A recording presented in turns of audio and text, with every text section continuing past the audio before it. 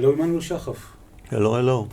Identity. What do you think about what is going to be happening regarding the war in Gaza? What is the end solution? I don't think there will be a clear end solution. Definitely not the total victory that the Prime Minister is aiming for. It'll peter out. It'll slowly it'll slow down, and at some stage, either on our own volition or under American pressure, we will declare victory, and we will say that we destroyed enough of Hamas to make it credible that Hamas has been destroyed. Yet not total destruction. No, we won't speak about that, but we'll just say it's been mostly destroyed, regardless what the situation is on the ground, and we'll just have to deal with what happens. So basically, you think that the basic infrastructure of Hamas, ISIS in Gaza wouldn't be completely destroyed? No, it won't be. It's almost impossible to do that within the limited time that we have available, and they are much too well dug in and so difficult to get hold. So I don't think it's going to happen. As a former senior in the Israeli Mossad, were you surprised by their abilities of Hamas during the war, because they are still fighting after so much weeks? I think I was surprised mostly by the amount of underground installations they had. I think everybody was surprised.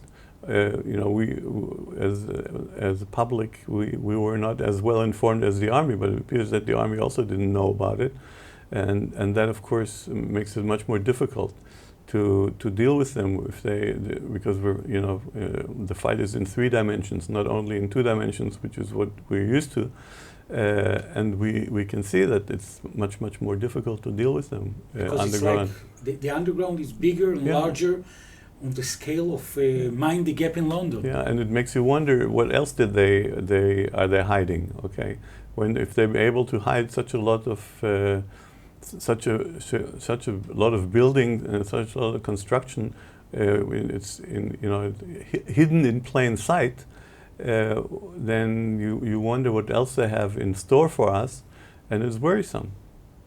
Do you think that the people that were kidnapped are going to be sent alive to Israel within the coming weeks? I think the way things are running now, this is very unlikely, sadly enough. I think the way the government is handling it, the government is not interested in resolving this the hostage issue on short notice. Is not willing to give in to some of the demands of Hamas, and you can hear from the terminology the government uses that there's no real interest, because if they start threatening that thousands of Palestinian prisoners will be released. This is it's not going to happen that way. Because they're saying basically the rhetoric is saying that the main core issue of the deal, which is unleashing thousands and thousands of prisoners, it's obvious when they're saying it's not going to happen. It's not going to happen that way. First of all, there's only they refer to the prisoners as murderers. Okay, thousands and thousands of murderers. There's only 550 people, 550 prisoners who have life sentences in Israeli prisons, and another 130 of the Nukba personnel who participated in the attack on the 7th of October. Would you release the Nukba's terrorists in order to gain back kidnapped people? We have to release whoever we have to release in order to get our kidnapped people back, if we want them back alive. It's as simple as that. Don't you think that when Smotrich and Ben-Gvir are saying in the Israeli government, in the Israeli cabinet, when the Israeli nation is going down to her knees, it's going to be happening again and again and again? The Israeli nation isn't going down to her knees. That's demagoguery, so to speak. Okay, it's just not the right picture. the fear that there's going to be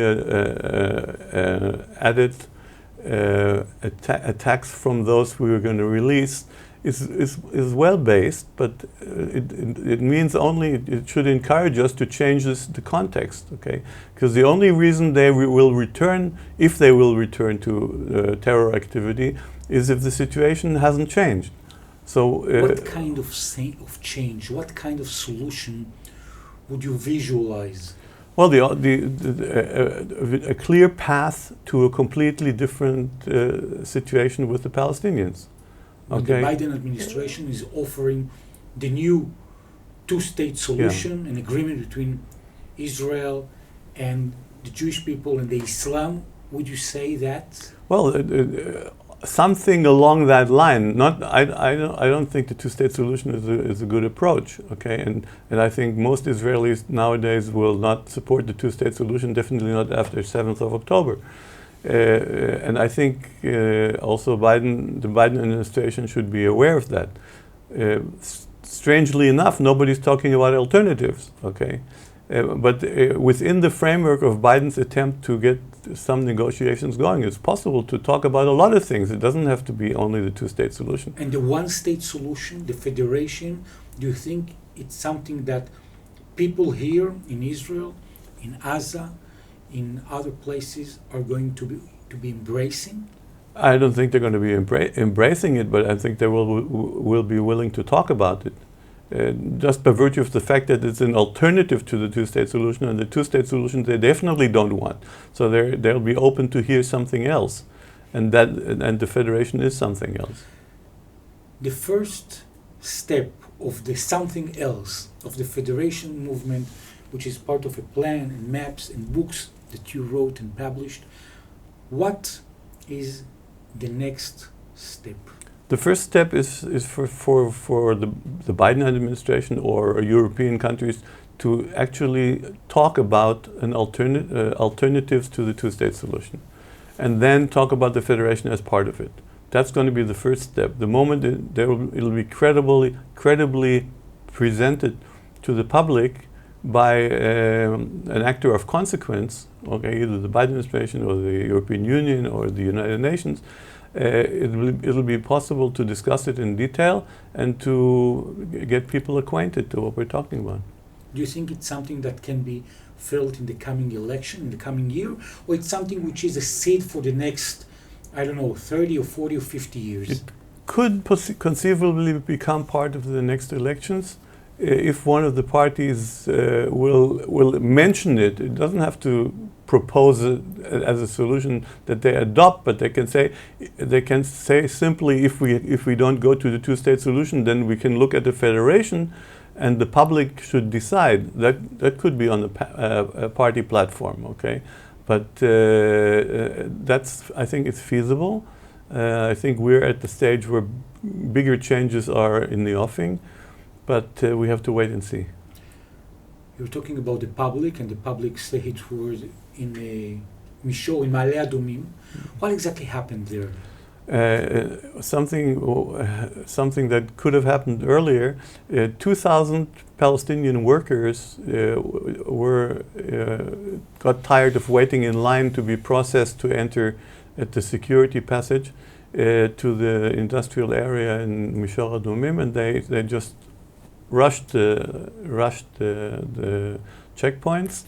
Unfortunately, the security people there did not shoot them and didn't use any violence against them, so they just went in and went to work. Okay, now it was a lot of effort was spent to try to avoid publication of this event, and it's very difficult to find out from what has been published that what exactly happened. But that's what happened. 2,000 workers rushed to the security checkpoint. And because they were eager to work. They were eager to work. Yeah, no thoughts of violence in their mind. They just wanted to get to work in time, and the security processing wasn't fast enough. So this is definitely a possibility for other locations also. Right now, Palestinians cannot work inside Israel, despite the fact that they are in dear need of of food and to earn money. Not only from Gaza. No, also from from all over the West Bank. The West Bank. They can't work in Israel, despite the fact that earlier almost 200,000 did work in Israel, and all that money is missing from the Palestinian economy and is causing a lot of trouble. So we may see what happened in Ma'ale Adumim at other locations, and this is something we will not be able to deal with when the Palestinians come in masses to rush checkpoints. There won't be a possibility to shoot them all. And the extremist settlers, on the other hand, are suffering, according to their perspective, from the Biden administration's sanctions. Yes.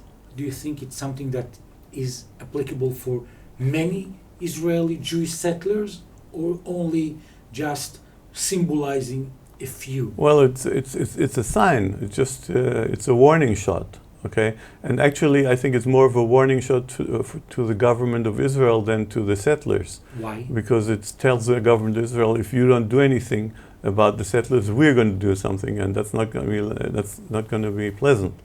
Okay, because obviously, those sanctions have repercussions to the banking system and requires the banks to cooperate, and this is not something that is popular in Israel. And will reflect on the government as well. Towards the end of this interview, as always, in the monthly report, an upside. The upside this time, the good news maybe, your birthday. You're celebrating 70 years, which seems to be like 20. What would you wish for yourself, for your journey? First of all, health, of course, that's always important. And then continue working hard on implementing the federation. That's my goal, and it keeps me young. Exactly. People that want to be part of the journey, how can they reach you? On Facebook, on Emmanuel Shachaf, or Identity: The Quest for Israel's Future, or the Federation Movement. Emmanuel Shachaf, thank you very much. Thank you. Happy birthday. Thank you.